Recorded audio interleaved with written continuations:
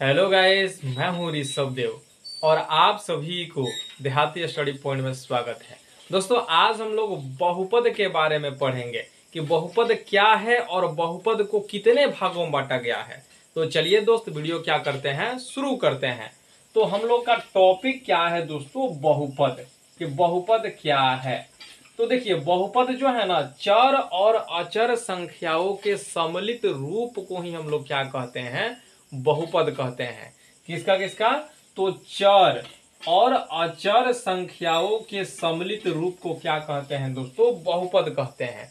अब हमारे सामने एक नया वर्ड आया, क्या? चर, और दूसरा क्या? अचर। अब ये चर क्या है और ये दूसरा जो है ना अचर क्या है। तो देखिए, चर जो है ना, ABCD का जो लेटर होता है ना, जो हम लोग क्या करते हैं बेसिक रूप से, ज्यादा रूप से उसको यूज करते हैं। X हो गया, Y, Z, T, U, V, ये सभी क्या है? चर बहुपद है। समझ गया ना, यानी ये चर संख्याएं हैं। तो अब ये अचर संख्या क्या होता है? तो जो गिनती के जो संख्याएं हैं ना, जैसे 1 हो गया, 2, 3, 4, 5, ये सभी क्या है? ये अचर है। तो वही हुआ कि चर और अचर संख्याओं के सम्मिलित रूप को ही हम लोग क्या कहते हैं दोस्तों, बहुपद कहते हैं। जैसे यहाँ पे मान लेते हैं 2x + 1, 2x + 1। तो देखिए, तो यहाँ पे चर है और ये अचर है। चर और अचर संख्याओं का क्या है? सम्मिलित रूप है कि नहीं है? तो सम्मिलित रूप है, तो इसको हम लोग क्या कहेंगे? बहुपद कहेंगे। इतना क्लियर हुआ? इतना क्लियर हुआ कि नहीं हुआ? कमेंट बॉक्स में जरूर बताइएगा। चलिए आगे बढ़ते हैं। देखिए, हर एक जो है ना चर और अचर जो संख्याएं हैं वह बहुपद नहीं हो सकती है। हर एक चर और अचर संख्याएं क्या होती है दोस्तों, बहुपद नहीं हो सकती है। बहुपद होने के लिए कुछ कंडीशन होते हैं, समझ गए ना। जिसमें से पहला कंडीशन यहाँ पे है कि जो बहुपद है ना, बहुपद होने के लिए उसका घात जो है क्या होनी चाहिए? पूर्ण संख्या में होनी चाहिए। कैसा दोस्तों? पूर्ण संख्या में होनी चाहिए। पूर्ण संख्या यानी कहने का मतलब गया कि 0 से लेके 1, 2, 3 ये सभी क्या है? पूर्ण संख्याएं हैं। क्या है? पूर्ण संख्या है। तो देखिए यहाँ पे 2x² प्लस कितना हो गया? x + 1। तो इसका घात कितना है? 2 है। तो 2 क्या आ रहा है? पूर्ण संख्या में आ रहा है कि नहीं आ रहा है? तो पूर्ण संख्या में आ रहा है, तो क्या है? यह बहुपद है। समझ गया ना। और कोई भी बहुपद जो है ना बाटा में नहीं होता है। अगर बाटा में होगा तो यह क्या है? बहुपद नहीं है। चलिए आगे बढ़ते हैं। क्या करते हैं दोस्तों? आगे बढ़ते हैं।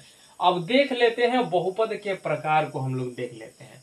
तो देखिए, बहुपद के जो है ना, बहुपद के जो है ना दो टाइप से प्रकार होते हैं। एक होता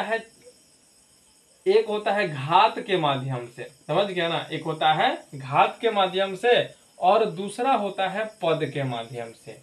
पहला होता है घात के माध्यम से और दूसरा होता है पद के माध्यम से।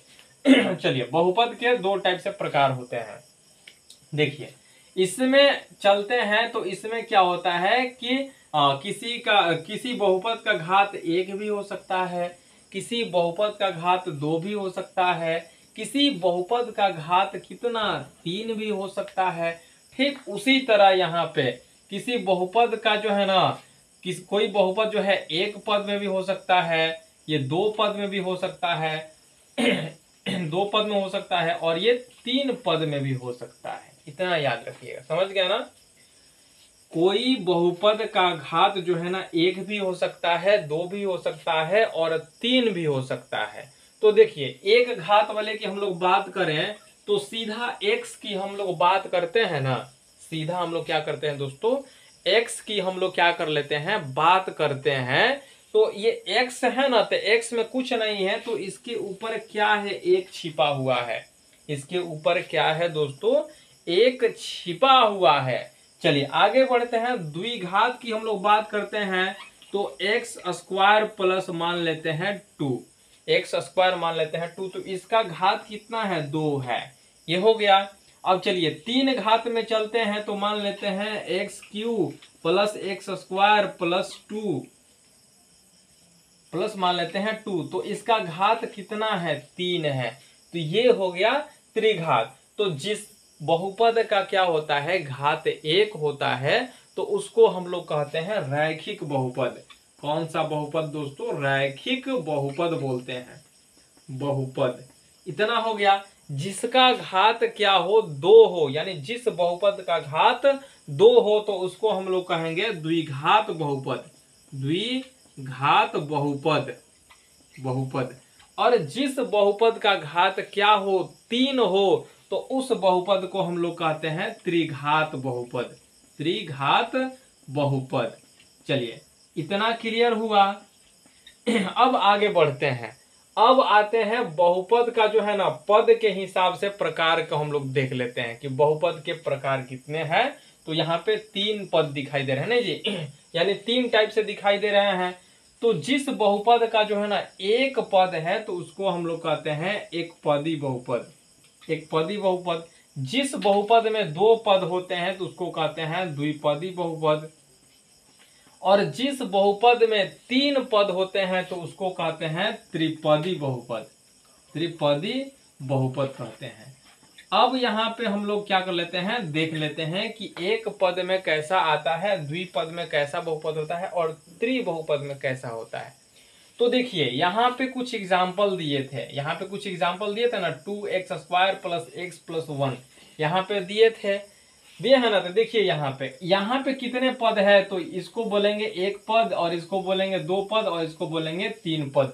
तो ये कितने पद है? 3 पद है। तो ये कैसा बहुपद है? त्रिपद है, त्रिपदी बहुपद है। अब यहाँ पे देखिए एक पदी बहुपद की हम लोग बात करते हैं तो सीधा 2x लिखते हैं। क्या लिखते हैं दोस्तों? 2x। तो ये सिर्फ एक पद का है, समझ गया ना, इसलिए हम इसको कहेंगे क्या? एक पदी बहुपद। कोई दिक्कत? चलिए आगे बढ़ते हैं, दूसरा एग्जांपल ले लेते हैं। तो 2x प्लस 1 की हम लोग क्या कर लेते हैं, बात कर लेते हैं। तो इसमें कितने पद है? तो इसमें जो है ना 2 पद है, ये एक पद और ये क्या? दूसरा पद हो गया। तो 2 पद हो गया, ये 2 पद हो गया। अब त्रिपद की हम लोग बात कर लेते हैं। तो यहाँ पे 2x² प्लस 2x प्लस 1 हम लोग यहाँ पे लिख लेते हैं बहुपद, समझ गया ना। तो देखिए इसमें कितने बहुपद है? तो 1 2 और कितने हो गए? 3 हो गए, यानी 3 गो पद है। तो ये कैसा बहुपद हो गया? त्रिपद बहुपद हो गया। तो आज के लिए क्या है दोस्तों, इतना ही है। तो उम्मीद करते हैं कि आप लोगों को ये जो वीडियो है समझ में आई होगी।